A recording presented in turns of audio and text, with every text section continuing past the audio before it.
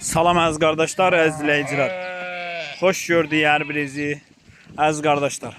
Bugün aprel ayının 24-ü 2025-ci.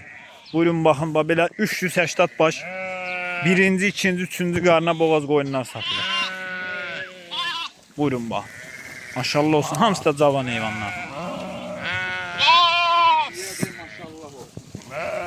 Doğan da var, görürsünüz deyə bu da quzular.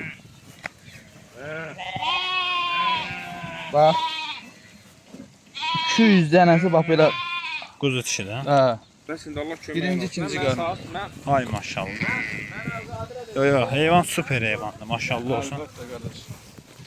Buna bax, izi belə hamısı bax görünür. Buna bax.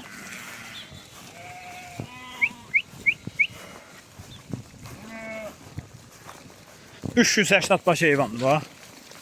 Dostlar. Qardaşlar. Doğan da var içində, görürsünüz. Maşallah olsun, süper heyvandır. Bunlara bax, hərəsi bir danadır.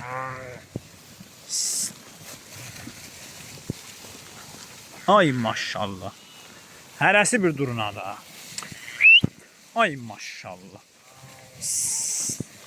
Kim almaq istəsə əlaqə saxlasın.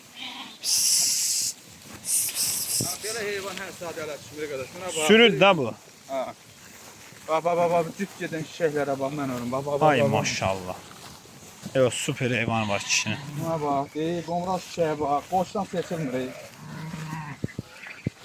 Bu siyərə çiçəyin özü bax tərəfdən gedir bax. Şomda satılır, seçmədir, elə qardaş. Hə. Kimə nə qədər lazımdır, qiymətə razılaşıb verəcəm, fotosunu atarsın.